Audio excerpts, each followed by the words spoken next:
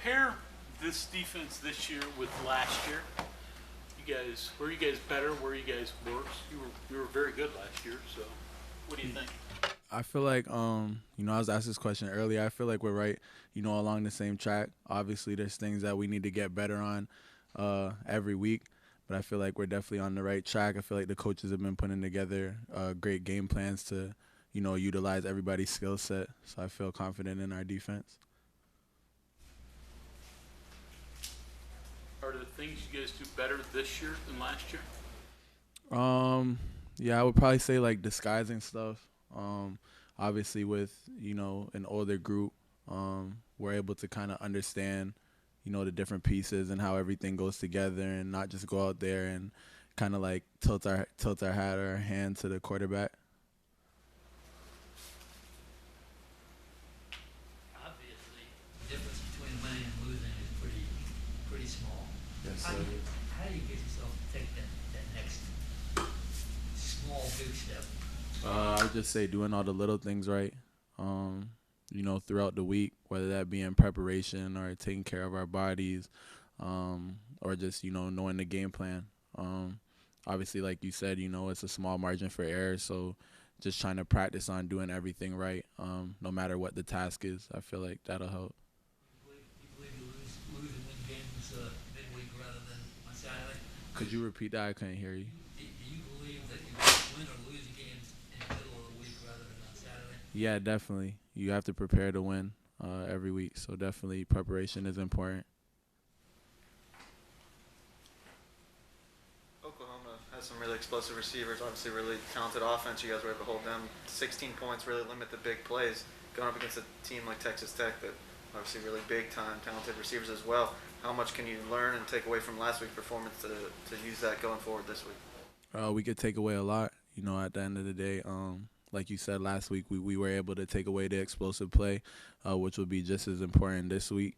That's kind of a credit to our coaching staff and the game plan that they, put in front of us. So I would say just following what they have for us this week and executing it to the best of our ability. Specifically, number 13, your coaches have talked a lot about him for Texas Tech. I don't know how aware you are of him, but is he going to be a main focal part of the game plan as a secondary this week? Yeah, definitely. I played against him last year. He's a good player, so definitely would be, a point of emphasis to make sure that we have him under control. Alonzo Addae had very tall receivers, tight ends too. Jordan said that it's not just the height, but matchups where they are on the field, just kind of an awareness of where they are before the snap, things like that.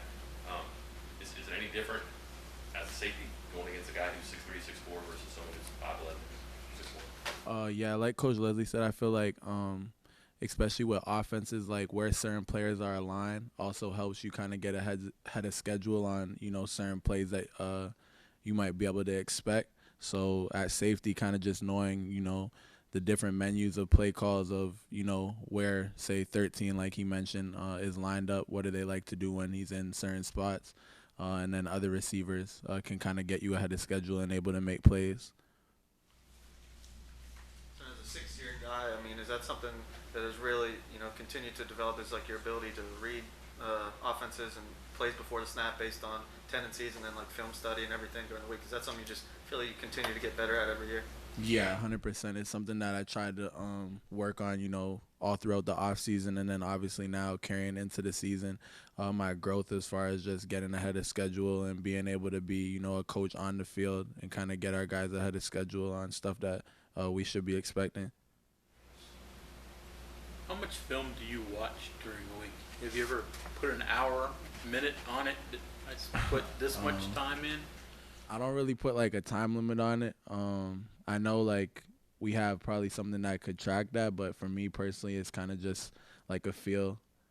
Just try and get film in every day, and depending on what I'm looking for, I might be in there longer than normal. But I never really put like a time limit on, like an hour or 2 hours, things of that nature. Knowing what to look for, is that on film? Is that entirely different than when you first came into college? Did you have any understanding of how to really watch film correctly?